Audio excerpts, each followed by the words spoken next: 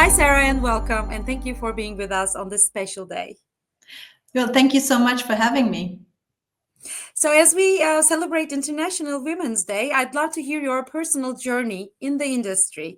So first of all, I would like to ask you if Women's Day still holds the same relevance in 2025. Yeah, I mean, I think to answer that question, it probably makes sense to remind ourselves where Women's Day originates from, and it comes from a labor movements in the early 20th century. And yeah, it's a socialist movement. And while I am supportive of equal rights for women and men, I don't think that necessarily International Women's Day in 2025 is the solution for it. But definitely in favor, obviously of driving all sorts of initiatives to make sure that we have all equal opportunities.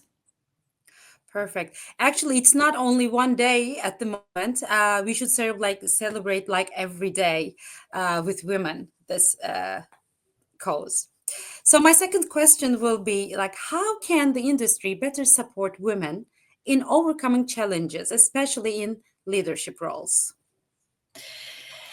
Yeah, I mean, I think when we talk about the equal opportunities, it applies for all industries, but obviously there is by nature industries where we see more women being represented.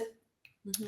But I think when you bring it down in general, the challenges are equal that we face across the different industries, and one of them definitely is probably the lack of or representation of women in executive leadership level roles, or other things like the pay gap or work-life balance, motherhood and things like that.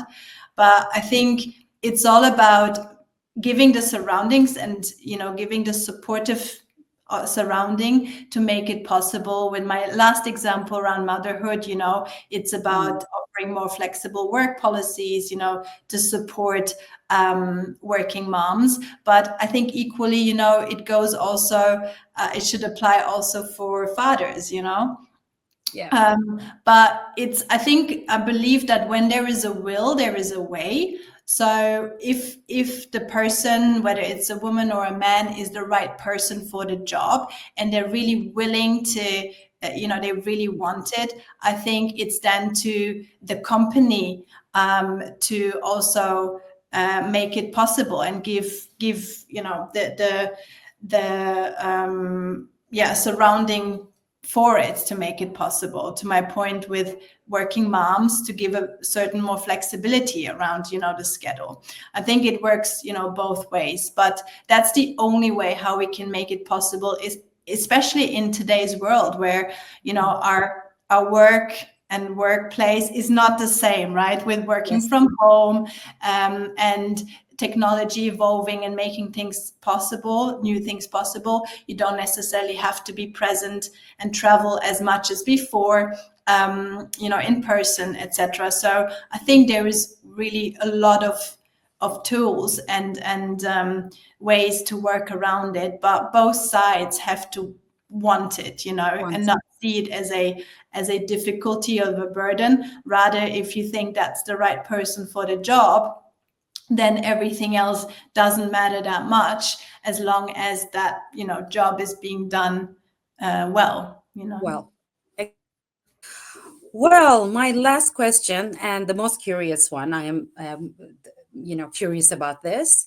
What was the best career advice you have ever received so far in your career, and what will be yours?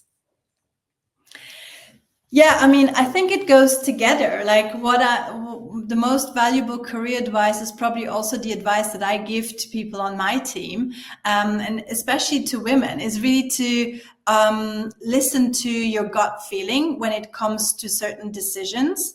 And what I mean by that is often, you know, you can argue that a weakness of women is that we are, you know, tend to be more emotional.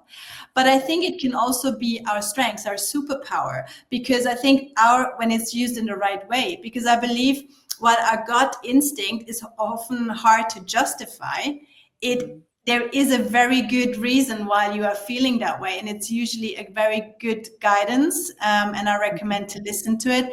That's the experience I have made. And I've also been given this advice, and it turned out to be true. I give an example when it comes to hiring people, and the people, you know, that you hire to build your team around you.